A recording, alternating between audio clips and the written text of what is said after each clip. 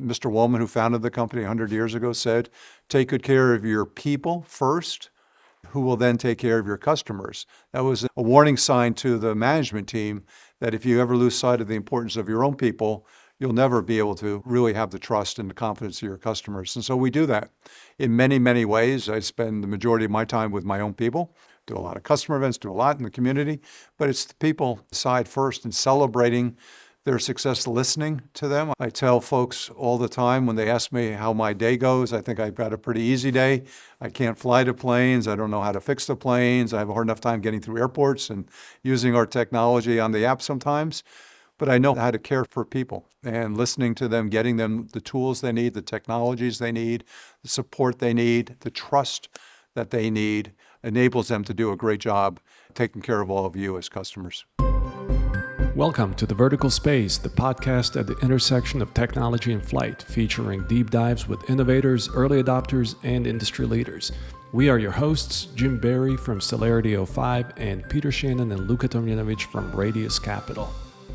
At Celerity 05, we believe that breakthrough air transportation capabilities come from leveraging current and emerging technologies, and that companies achieve profitability through relevant technologies, strong teams, and a deep understanding of the aviation market. Connect with global aviation experts at celerity05.com for feedback and recommendations to chart your path to success. At Radius Capital, we invest in early-stage deep tech that redefines what is possible in aerospace. We partner with founders building next-generation aerospace capabilities, from advanced design and development tools to the digital transformation of the flight environment, novel use cases and forms of flight, and the software and systems that make them possible. If this describes you, reach out. We're excited to connect. All right, let's dive in. Hey everyone, welcome back to The Vertical Space and our conversation with Ed Bastian, CEO of Delta Airlines. Summarizing this conversation is rather easy. Most of you are curious to know what it really takes to be a great leader or CEO. Most of you are curious to know why Delta is such a great business and airline. Most of you are curious to know what problems you can solve for airlines so that you can bring your technology forward to airlines and their customers. And I'm sure all of you want to understand what the future may bring in business, in transportation, and in aviation. Well, just listen to the next hour of conversation with one of our great leaders, and you'll have a better understanding. And after listening, you'll have even more insight into what it takes to lead a great business and a superior airline. Ed makes clear the essence of Delta and how he sees the future of transportation, of aviation, and of Delta Airlines. You can't listen to Ed and not be excited about our world, our country, and our industry, and of course, Delta. Our many thanks to Ed, and to our guests. We hope you enjoy our talk with one of our greats, Ed Bastian, as you innovate profitably in the vertical space. This episode of the Vertical Space podcast is brought to you by UAvionics. UAvionics is the leader in low size, weight, and power certified avionics for manned, unmanned, and advanced air mobility aircraft. Let UAvionics help you achieve your goals, whether that be type certification, airspace access, or beyond visual line of sight operations. UAvionics has certified and certifiable communications, navigation, and surveillance avionics for your aircraft. So head over to uavionics.com or Google it to see how you can start flying safer and move your platform forward into shared airspace.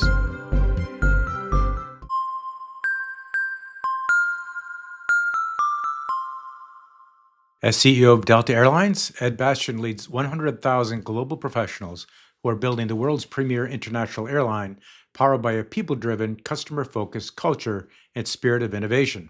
Under Ed's leadership, Delta is transforming the air travel experience with generational investments in technology, aircraft, airport facilities, and most importantly, Delta's employees worldwide. A more than 25-year Delta veteran, Ed has been a critical leader in Delta's long-term strategy and champion of putting Delta's shared values of honesty, integrity, respect, perseverance, and servant leadership at the core of every decision. Since being named Delta's CEO in May of 2016, Ed has expanded Delta's leadership position as the world's most reliable airline while growing its global footprint and enhancing the customer experience in the air and on the ground. In 2018, Fortune named Ed among the world's 50 greatest leaders. Most recently, Time named Ed to the 2025 Time 100, its annual list of the 100 most influential people in the world. Ed's values-based leadership propelled the airline to become the industry leader and a trusted global brand, guided by empathy, humanity, and devotion to service, which has served Delta well in the good times and bad. Ed joined Delta in 1998 as VP, Finance and Controller. He was named Chief Financial Officer in 2005, and in 2007, he was appointed to serve as Delta's president. Before joining Delta, Ed held senior finance positions at Frito-Lay International and PepsiCo International. Ed started his career with PricewaterhouseCoopers, where he became an audit partner in its New York practice. Ed grew up in Poughkeepsie, New York, and graduated from St. Bonaventure University with a bachelor's degree in business administration. He lives in Atlanta and is deeply involved in his faith, family, and community. Ed, it's a great pleasure to have you on the Vertical Space. Welcome. Good to be with you. I look forward to this conversation. Thank you. We do too. The Vertical Space is a podcast at the intersection of technology and flight. We recently celebrated our 100th episode as you're celebrating your 100th year. Yeah. We talk about the radical impact that technology is having as it enhances flight, enabling new ways to access the vertical space to improve our lives, from small drones to large aircraft. First, let me congratulate you with some terrific news, your recent Q3 financials, which I'm sure we'll talk about. And just last week, Delta was highlighted in Forbes' World's Best Employers of 2025. So of 900 companies listed in the survey, Delta was ranked number 2, and that was up 4 places from the previous year. So congratulations. Well, thank you. It's an honor to lead this great company, and we have a lot of great people making it all happen. Very impressive. So Ed, if I can ask you the first question we ask all of our guests, what is something that very few in the industry agree with you on? They're coming along. They're coming along. I can tell you, a handful of years ago, there were few in the industry that really, truly believed that an airplane ticket is an experience that people should be willing to pay a premium for, that you could differentiate on. It's not a commodity, that the lowest cost should not be the principal determinant for who gets the sale. And Delta's led the charge over many, many years. And what you've seen in the industry since is there's been a significant move afoot towards premium, towards higher quality. The experience, not just in reliability, but the entertainment on the plane, free fast Wi-Fi for your customers, creating great ground experiences. These are all reasons why people choose Delta. And given the fact that we have such a large lead in that space, it was clear for many years people didn't believe us, and now they're following us. Ed, your CES presentation, which was terrific, talked about the integrated future experience. Yes. And that's playing to that premium. It's playing to any traveler. Yeah. But it's also playing to that premium traveler. Could you talk a little bit about that, given that you've mentioned, hey, what people didn't agree with me on the past was that the premium can be a focus of an airline. Yeah. Could you talk a little bit about your CES talk for those who haven't seen it, and how you saw the future of the integrated travel experience? Yeah.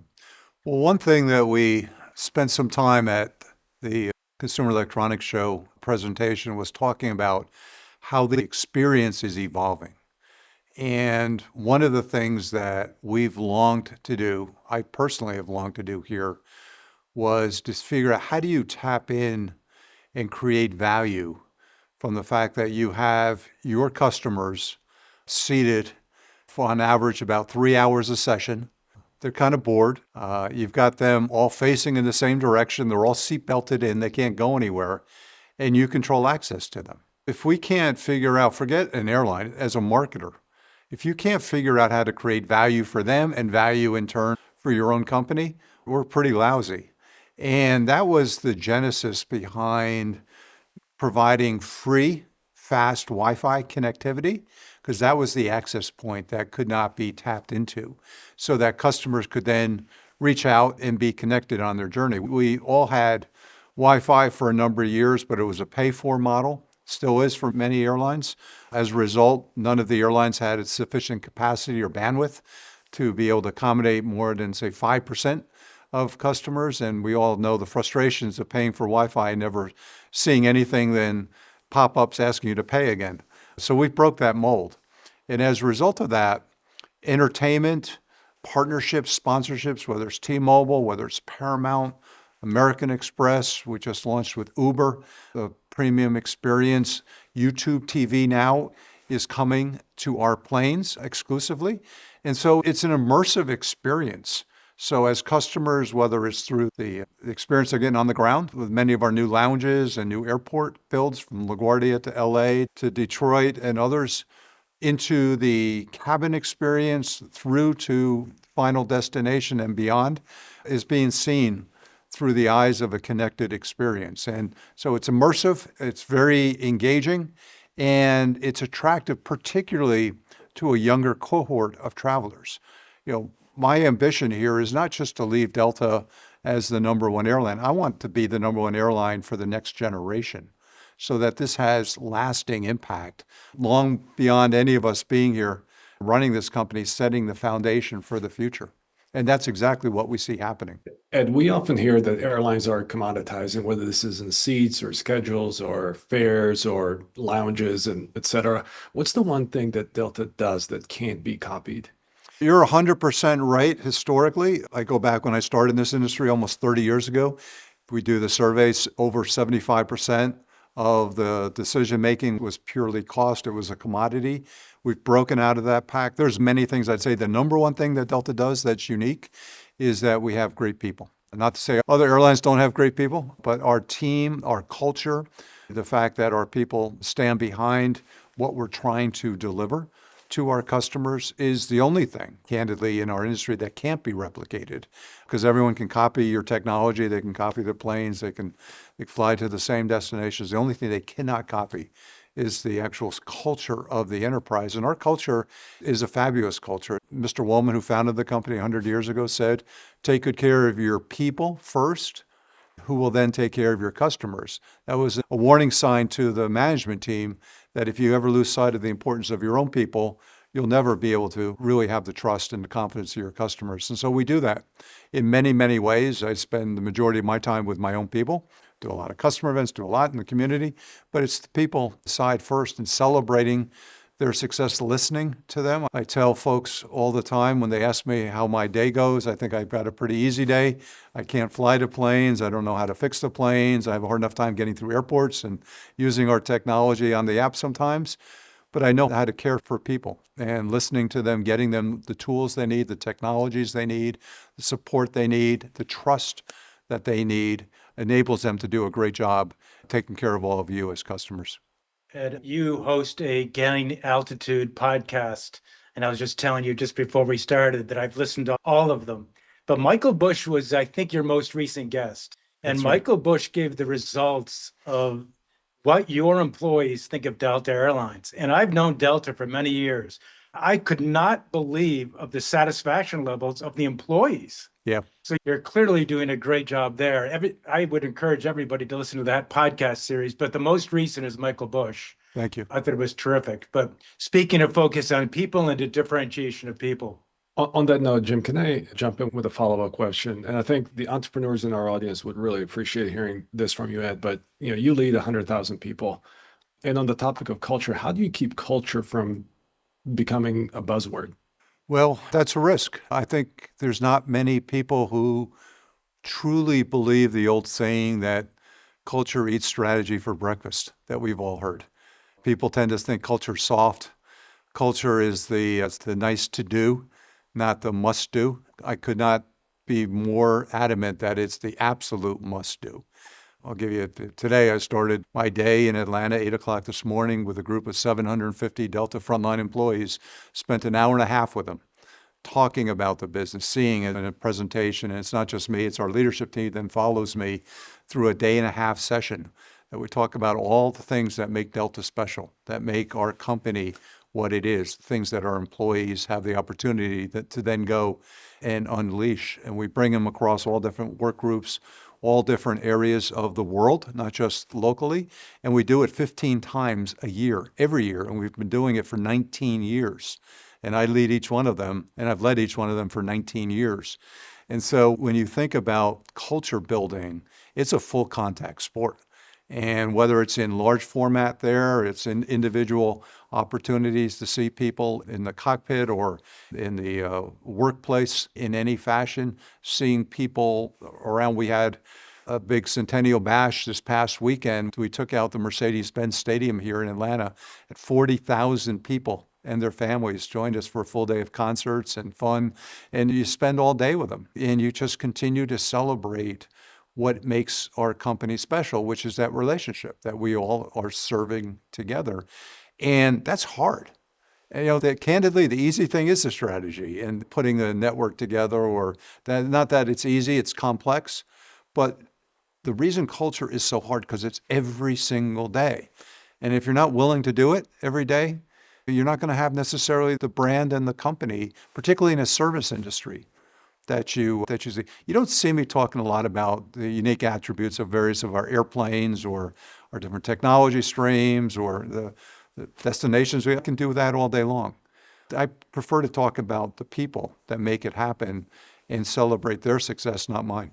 That leads nicely into our next question, which is what's it like to run a major airline? So, one is you're talking about you have to be constantly in front of your team, you have to listen to your team, you have to communicate with your team.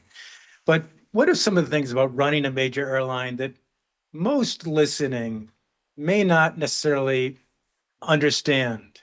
What are some of the challenges we need to be aware of? Yeah.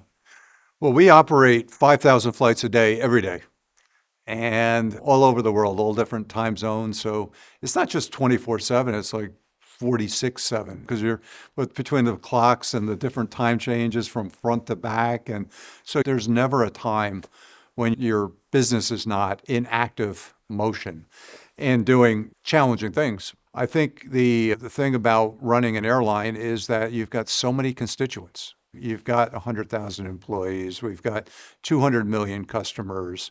It's a very public facing enterprise. This is something that it's a brand that people relate to. They have relationships with the constituencies, from the government to the communities to your shareholders to folks, retirees. You're running a large community of people that have some attachment to your brand, your partners around the world. We have a dozen different partners from Air France, KLM to Korean to Aeromexico, all different natures. The personalities are all different and they all come together to create a larger ecosystem for us. So I think constituent management and stakeholder management is something that has become increasingly more difficult over time when you think about whether it's the social media and the fact that any stakeholder at any point can reach any other one and grab attention, to the point where people's expectations, we're in a send environment. People are constantly on send and expecting response. So the pace of change as a result is quickened. The technologies of the future with AI and other opportunities are enhanced. That's why you did CES.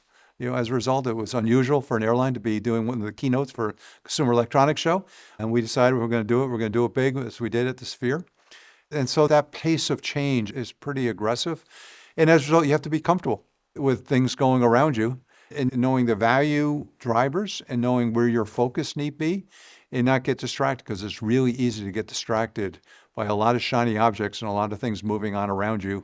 But those aren't really the levers that are going to propel you forward. And I think, to your point, Ed, that culture is what enables a big organization to automatically make the right decisions throughout this. And what we're going through is a massive period of rapid change brought about by technology. So Yeah. I imagine that Delta's organization with that culture is navigating technological choices, things that you adopt, choices that you make, and how you evolve the product offering, because those are so numerous and they're coming so fast. I would imagine that's happening. Yeah, it is. It's a great point. I talked about the big session I spoke at this morning, and I was asked about AI. And is that friend or foe, essentially? Is that something we should be embracing or something we should be worried about? And at Delta, just to tell you what I told to the individual who asked the question from the floor, was that I think of AI more as augmented intelligence rather than artificial intelligence. I think our industry has had a lot of artificial intelligence over time. We need some real intelligence. And so augmenting the human and ensuring that the human is still at the centerpiece of all the technology in terms of where we're happening. I talk about companies which amaze me, where they talk about AI and they lead from, it's going to allow us to save 4,000 jobs, right? Or it's going to do, it's like, are you kidding me? This is going to enable your people who are your most important asset to do their job even better. It's a good guy. It's a friend. It's not going to replace their jobs. It's going to let them have bigger impact. It's going to allow us to grow faster. It's going to allow us to be more efficient, more profitable, create more opportunity for the future. But so many companies just talk about all the tasks that are going to be eliminated and all the savings and the fewer people playing to Wall Street rather than paying to your most important constituent, which is your employee. Ed, as you sit back and you are always a person who appears very calm in all that you do. When you get off the camera and you check a certain set of metrics on how are we doing as an organization, what are the 3 or 4 metrics that you always first look at? Well, as you can appreciate, I get a lot of daily metrics all through the day, from early morning to late at night. One of the first things I see when I wake up is the last thing I see before I close my eyes.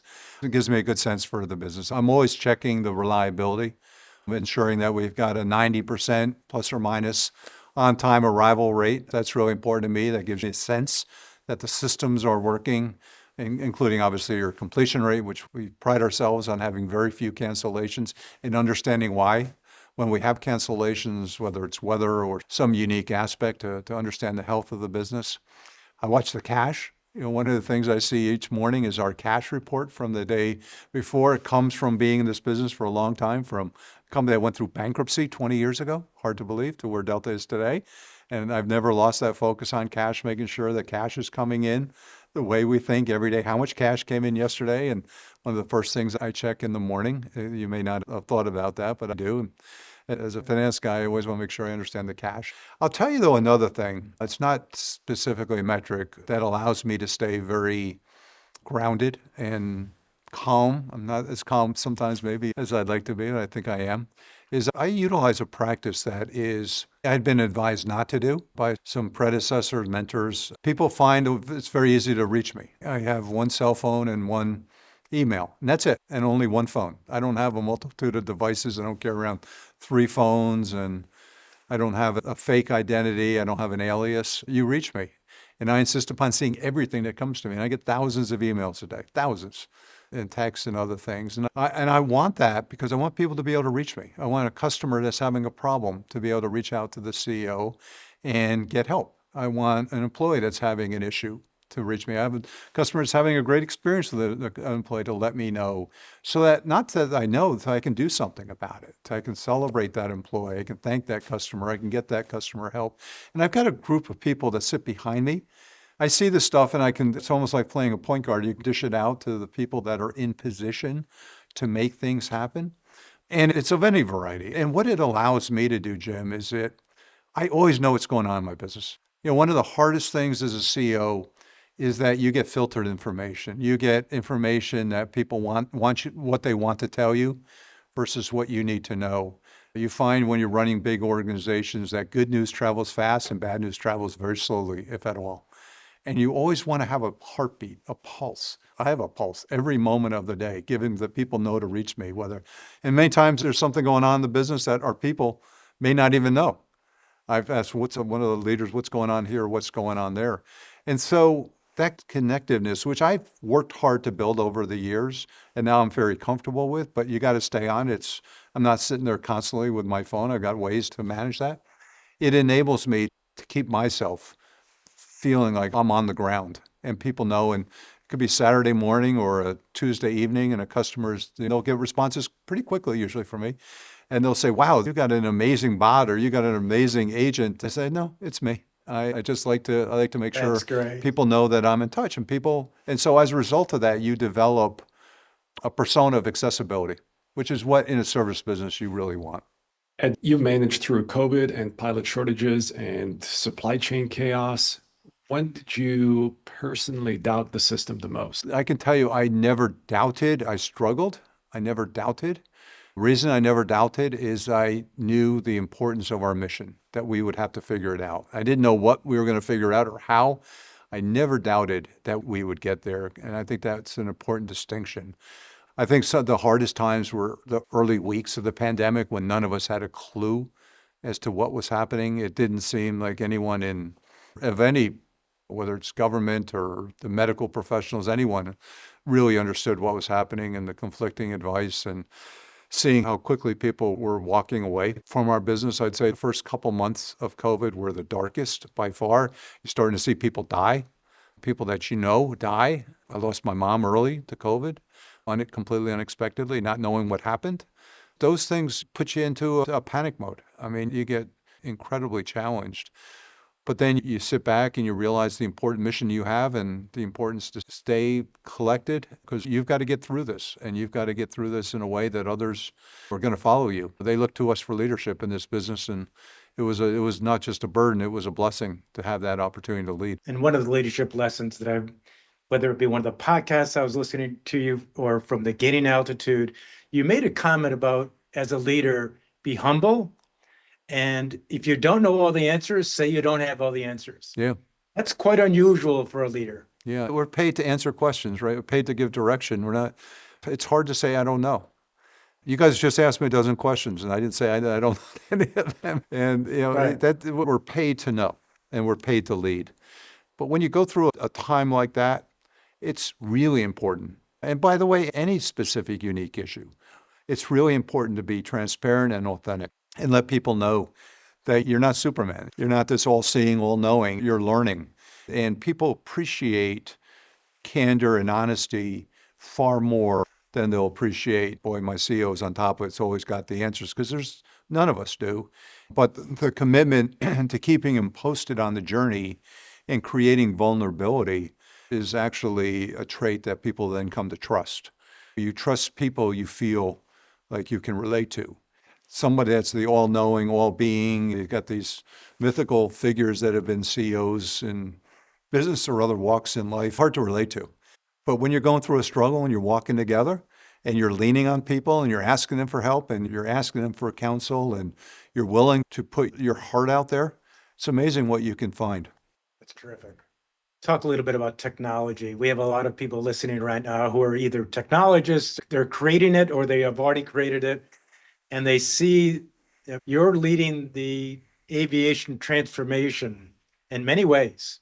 Could you talk a little bit about the integrated travel experience that Joby may be part of, or Wheels Up may be part of, and how you see the near future and the distant future as it relates to that integrated experience? Yeah.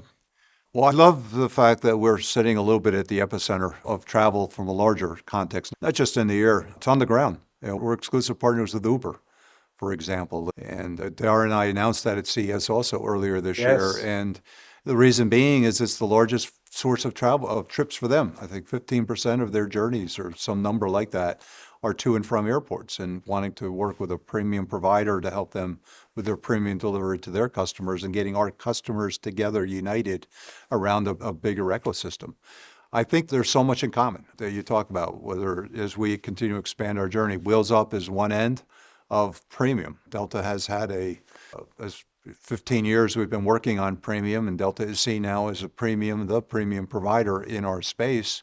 Well, what's next then? Next is Wheels Up, private aviation. And how do you marry private with commercial and make it interchangeable and keep you within the ecosystem and make it easy to access and affordable? Because one of the things you'll find as we eventually bring Wheels Up onto our platform, right onto our app, is you'll find price points come way down.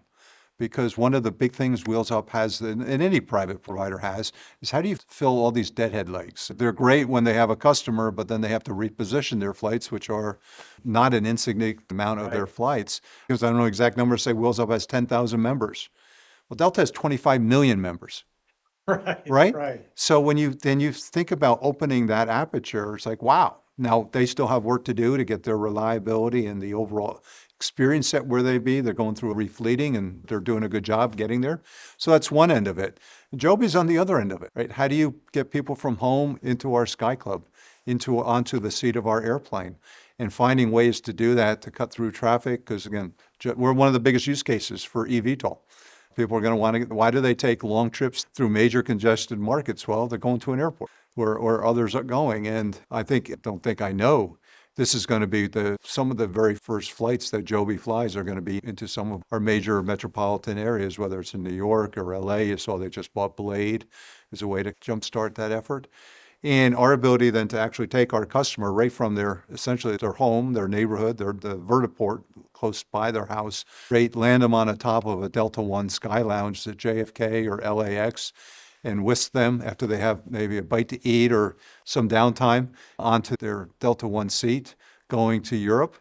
Well, I mean, it's unique and just continues to extend that ecosystem. So whether it's in mobility, and there's more to come there, or in the future of flight, which we're partners with Jet Zero, and we're excited about what they're doing with the blended wing and opportunities to transform the actual shell itself. There's a lot happening.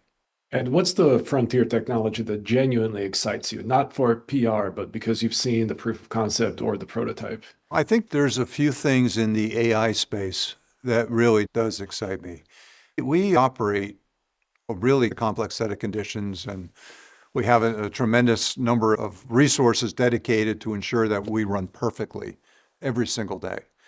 And the cost of that is enormous. People don't appreciate, take pilots. We have 15,000 pilots on our roster, yet we have 5,000 flights a day, right?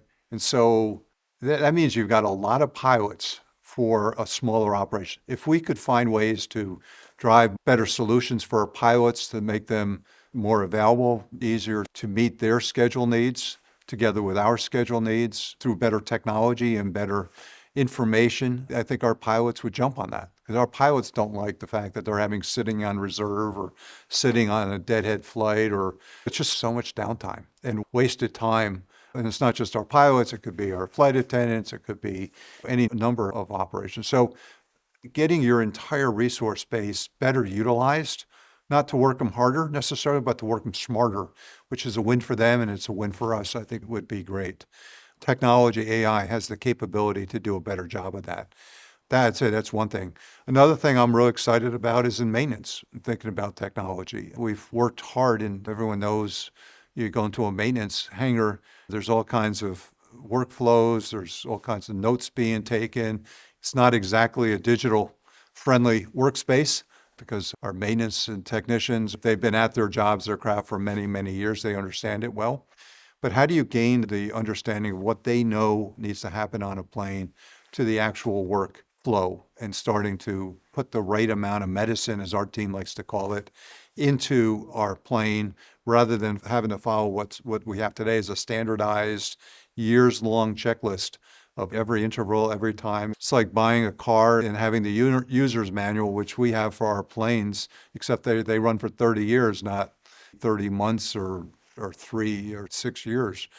Technology will unlock that. It will allow us to put better use of resources, better opportunities, more predictive, more anticipatory, and it'll create more reliable service. But I think it'll also eliminate a lot of the work we do now that we don't find a whole lot of value for, but we can, through evidence and through technology, be able to bring the FAA with us on a journey to show them how to realign work patterns. And it's an airline with 1,000 planes.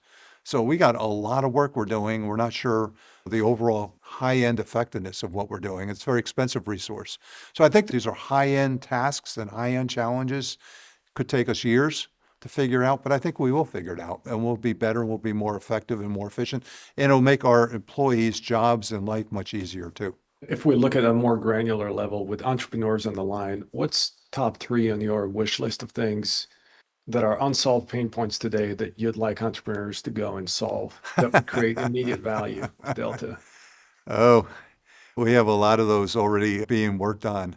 I just mentioned a couple. How do you improve the overall efficiency, not in terms of a productivity or a cost metric, but also the efficiency of the operations, the functionality of the operations, given that you have to put so many resources around getting a flight off the ground, and whether it's reserve pilots sitting on the ground in case one of the pilots gets sick, or or there's a schedule change that causes a plane not to be where you thought it was going to be, that 6 weeks out you would have never known. And so there's a tremendous amount of redundancy that's captured in what we do.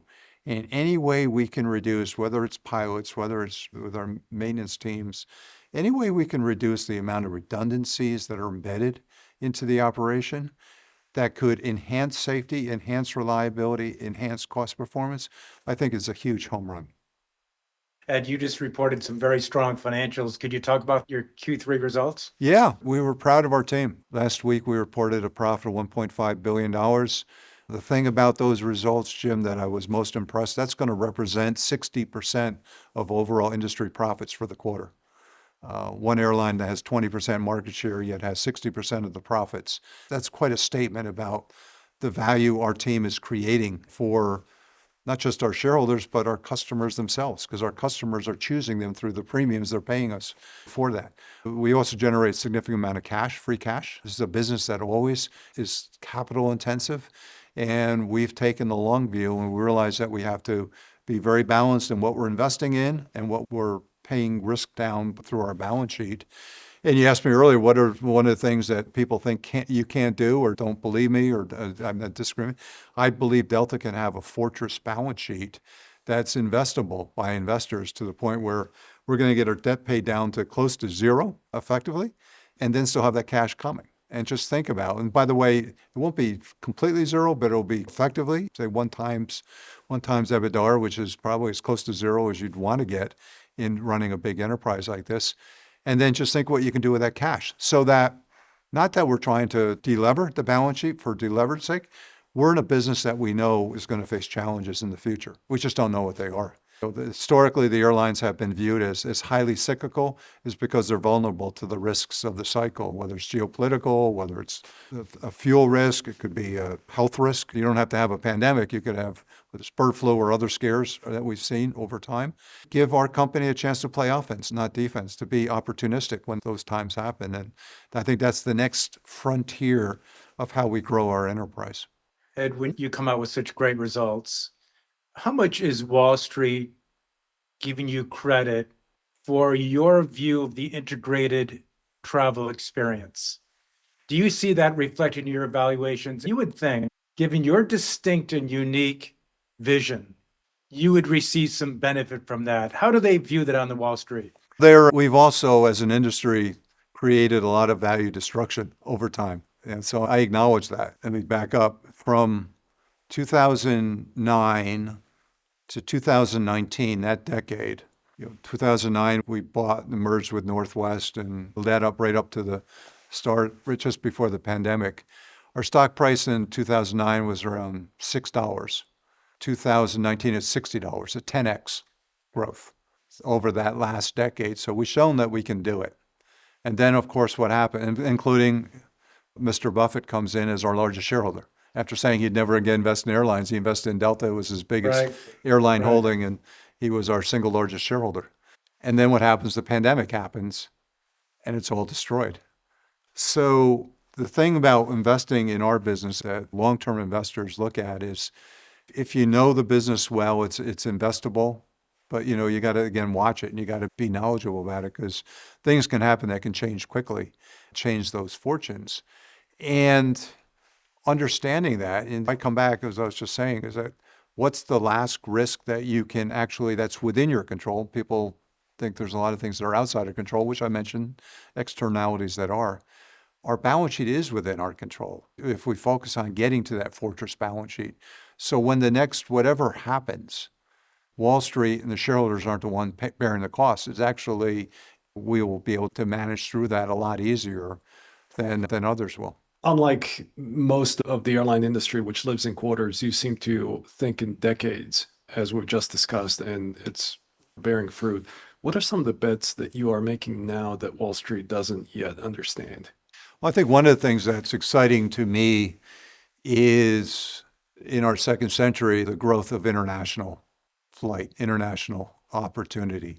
We look at our business, we tend to be, all of the airlines here in the US, we're more domestic than truly international. Delta, for example, 2/3 of our revenue is domestic sourced, 1/3 is international.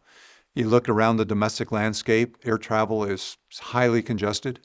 There's flights any hour of the day taking you almost anywhere you want to go. It's pretty easy to access, limited by air traffic control and those constraints, which you guys are well familiar with in terms of the limitations of the current ATC environment. So not a lot of growth that you're going to find in the domestic environment. So people ask, to get back to Jim's question, how are you going to grow your enterprise value? Well, you got to be a growth company in order to do that. And then I tell people, if you consider that only 1 in 5 people in the world have ever stepped foot on an airplane, those that hadn't heard that statistic, they stop in their tracks. They say, really? Because we take it for granted here. Only 1 in 5 people have ever touched an airplane. And that tells you where you need to go internationally, many destinations. Today, Delta doesn't fly to India. We don't fly direct or even through a connection. We need to go to India, the most populous, fastest growing country in the world. We don't fly to the Middle East. We need to fly there. We don't fly to many parts of the world. And so the challenge back to us is, how do you do that affordably? How do you make it accessible? How do you make it sustainable? And how do you find ways to better expand your purpose and your vision for the future to the world, not just in. People might think that's a futuristic, crazy idea. Go back 100 years ago to that crop duster. Could Mr. Woolman, when he started with that crop duster, have envisioned being the world's most powerful, largest airline? I doubt it. And we should be unencumbered when we think about the vision for the future to take on those types of challenges. And that's what we're doing. We're building partnerships and relationships, and whether it's in India, whether it's in Saudi Arabia and other places, to be able to go do this. What's the boldest internal debate happening at Delta right now? I think it's the trade-off between continuing to invest hard at that vision, which is exciting. And by the way, that vision is not just aircraft. It's, again, continued ground experience. Here in Atlanta, I get stopped almost every day saying, why don't we have a Delta One lounge in Atlanta, and the higher end amenities? So the constant need for capital to continue to expand the experience of today and tomorrow, with the need to keep paying that balance sheet down. They keep getting that down. And that's the balance that you keep. And again, the next couple of years, those conversations will be a lot easier. But I think right now it's the struggle for capital allocation. Ed, when you go to your team and you say, listen, don't just compare us, for example, to the other airlines. I want you to think differently. And I want to look at other companies or other industries to compare us to. Who are those other companies or industries that you want to be compared with as you look forward for the next 10 years? I want us to be seen as one of the very best experiential brands, service companies, consumer brands in the world. When we talk about that, I say, look at the Fortune Most Admired Companies list that they put out annually. I think that's a pretty good place to start, and think about how people think about, because these are broad-based surveys. These are surveys, they're not pay for play. You can't just buy your way onto the list. You actually have to, which a lot, by the way, warn your leaders, there's a lot of particularly aviation metrics lists out there that you can do pay for play a little bit, but not there. And look at where we sit. For the last 2 years running, we've been the 11th most admired company in the world. Pretty heady stuff.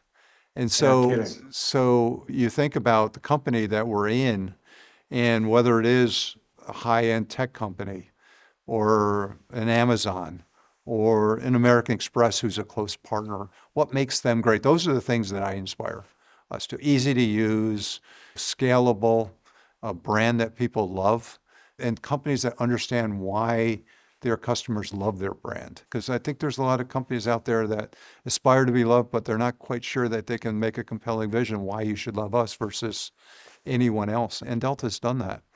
I look at that list of top 100 on the Fortune Most Admired. There's a company on there that we all know well, and I've looked up for years. Singapore Airlines, love brand. They're number 28, and Delta's number 11. And so I think that's a piece of it. I think another piece of it, and it gets back to the international expansion. In our industry, there's airlines that around the world that they're national champions. Air France has France, and the Germans have Lufthansa, and you go to Dubai and it's Emirates, or you go to all around the world. And the U.S., we got a bunch of airlines, and they all fly in, they fly out, and everybody comes and tries to fly because the U.S. is the richest economy in the world.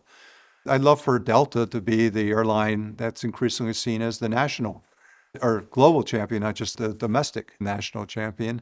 And that also, to me, is inspiring. Just following up on this, on Jim's question about this expanding competitive landscape in a way. You have not just the major carriers, but you're up against companies like Amazon flying its own cargo network, or SpaceX talking about suborbital Yep. passenger routes at some point. Tech companies which are redefining customer expectations. Which of those emerging players, if any, do you watch most closely, and who are you really up against in the next decade? I watch Amazon pretty carefully because I think that's, first of all, it's a company I really admire, and I'm fortunate enough to know the leadership there quite well. And we have a very good relationship with Amazon. We're on AWS, for example, most of our technology stack, and really glad we are. It's not that you watch necessarily the specifics of what they do, it's the how they do it and how they think and how they approach the market. There's a boldness, a fearlessness to go, and they understand the advantage they create is pretty powerful. I look at a company like Disney and see, well, they've had challenges over recent years. They're still an amazing consumer brand that people love, and I dare anyone to mention the word Disney to a kid and not evoke a big smile. I want Delta to say Delta's going to Delta trip and just people to smile. I mean, that's a powerful brand, and there's a lot of substance that sits against that. But it all comes back to me to be the experience. It's the experience that matters, and the more in which our people make that experience come to life on planes through their service, that's where I'm focused. But I know many of those companies, many of those leaders well, and I do spend a lot of time learning from them. And we have a lot of entrepreneurs on the line right now who, let's say they have the technology that could help you with some of the challenges that you and opportunities to be able to help Delta in the future. What advice would you give to them in bringing their technology to arguably one of the toughest organizations and industries to bring technology to? What advice would you have for them? Well, we have our own little venture group. It's called The Hangar. We run alongside Georgia Tech there, and we've done it for years. And it's been a way for startup technologists to get a foothold and get access to some smart, affordable talent and ability to prove it here in Atlanta. And we have any number of small startups here in the local area and beyond. It's not just local, it's turned it domestically, that we do work with. And anyone looking for ways to have a great idea. And by the way, we have lots of great ideas. I don't need great ideas. I need great solutions, not great ideas. Send it to ed.bastian@delta.com. There's your, That's there you go. that's my email. I only have one. And send it to me and I'll get you in touch with somebody. I promise. That's great. The next 10 years, how do you view it in the industry? And how do you see industries coming together? Well, our industry is really interesting, Jim. We're going through a really disruptive period. And for all the strength that we talked about Delta and our business model, the majority of the airlines in the U.S. commercial airlines are struggling. Where they were keenly focused on their business model driving a commodity difference and a lower price point where a lot of the outsized growth was going. How I think about it, because we've raised the ceiling of possibility within the airline space, people are starting to drift up, and there's a lot of airlines that are still anchored down here. Customers have drifted higher because people see it's not just that it's a premium experience, it's a premium experience that's also a great value is what we're delivering. And the airlines that don't have an experience that people attach other than just getting me from point A to point B safely, there's not a lot of people left in that quadrant. There are people, but they don't have the means, the capability or the resources to avail themselves to that product. So I think we're looking the next several years, it's going to be a disruptive period. I think they thought it was a K-shaped or a different type of consumer. We're moving forward. That's why I think you see many of the larger airlines, whether it's United, American, Southwest, all trying to move in that direction, Alaska and others.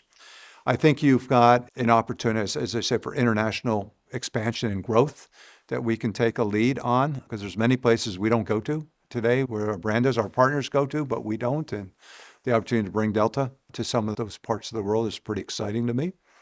And I think this is a time where you don't know what's coming next.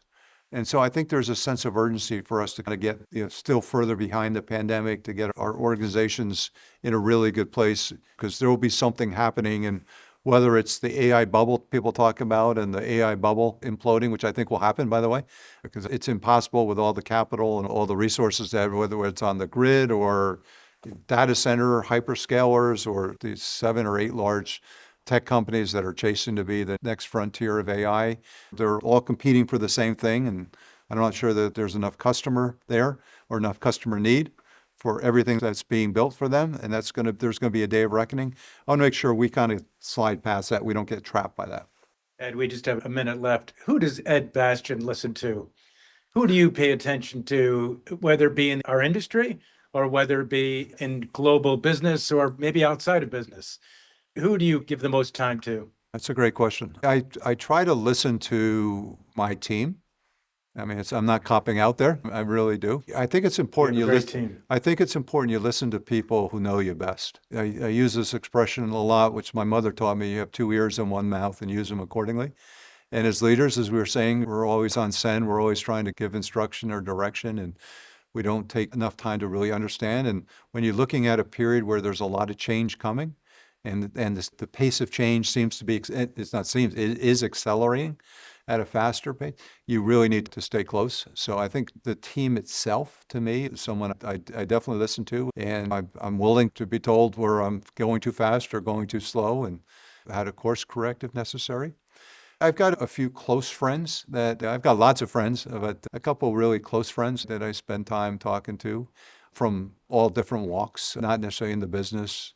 I've got one or two church pastors I'm particularly close to that kind of keep me grounded, keep my head in the game.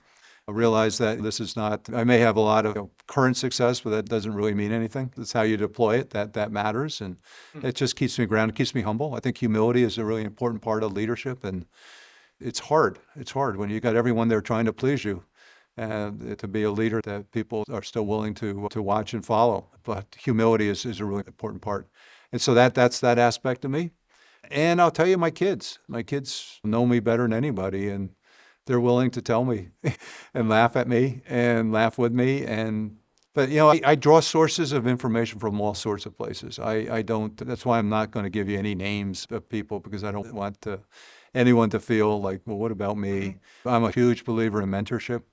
I know there's no way I got here without some great leaders, great mentors who mentored me, and what's Frank Blake or Richard Anderson or Jerry Grinstein, Ambassador Andy Young here in Atlanta, men that have poured so much time into me, that's molded me to who I am, spending my time. And by the way, continue to talk to all of them and others. It's really important to respect that, and it's a responsibility to give back, and you're mentoring the next generation accordingly.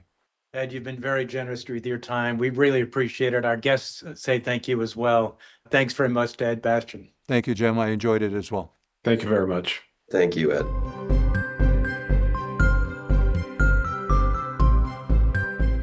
All right, that's a wrap for today. Thank you for listening to the Vertical Space podcast. Reach out if there are topics that you would like us to discuss, and goodbye until the next episode.